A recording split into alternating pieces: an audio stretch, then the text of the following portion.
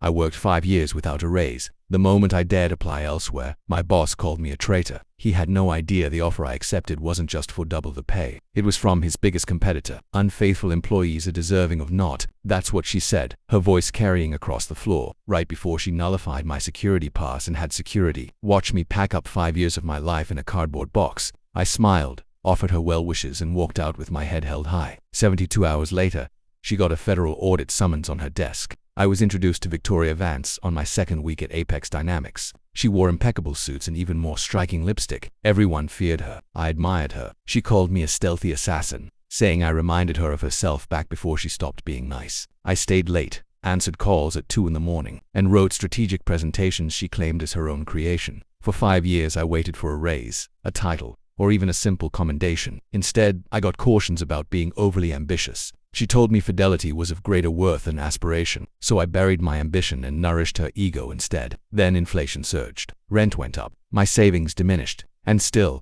there was nothing, no review, no commendation, so I applied quietly. A competing company offered me a salary twice my current wage, a private office, and a team of 5. I hadn't accepted yet, but the information leaked. Human Resources summoned me. Victoria was already there waiting. She didn't ask if it was true. She just said one sentence: "Traitors have no place in my organization." Then she clicked her mouse, rescinded my access credentials, and told me to get out. She forgot who I was. I never contested her authority in meetings, never complained when credit was usurped, never questioned her figures, even when they seemed incongruous. But I observed, I remembered, and the day she fired me, I remembered everything. Victoria had a habit. She manipulated the fourth quarter figures every December, just enough to inflate the trust of the investors, just enough to activate performance bonuses. She never left an electronic record. She was too cunning for such a blunder, but she forgot her assistant's digital inbox mirrored her desktop, and she forgot I trained that assistant. So, I was aware of the files she kept concealed, knew the USB she carried to meetings, and knew the dummy corporation in Delaware she channeled finances through. I never said a word until I did. 3 hours after I left the building, I sent an email to the Department of Labor subject: allegations of internal financial misconduct at Apex Dynamics.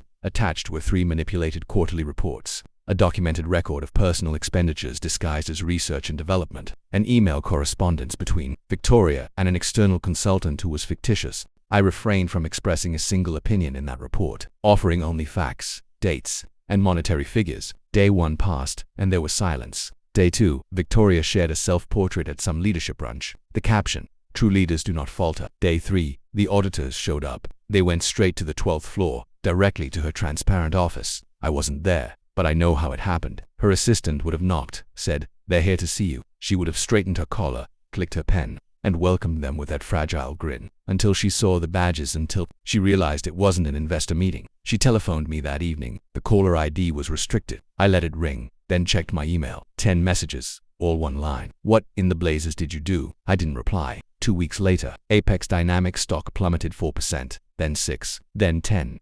Investors withdrew their capital. Collaboration ceased. Victoria tendered her resignation, citing personal reasons, but we were both aware the true reason bore my name. The new company I joined, I declined the offer. I established my own instead. All the clients I had previously overseen discreetly followed me. People have faith in the individual who maintained the machine's operation, not the one issuing commands. And Victoria, last I heard, is consulting, selling leadership courses online, teaching people how to build loyalty in their teams. Ironic. People ask if I regret burning that bridge. I don't. It wasn't a bridge. It was a leash. And the moment I unfastened it, I didn't just walk free. I observed as the hand that held it was consumed by flames.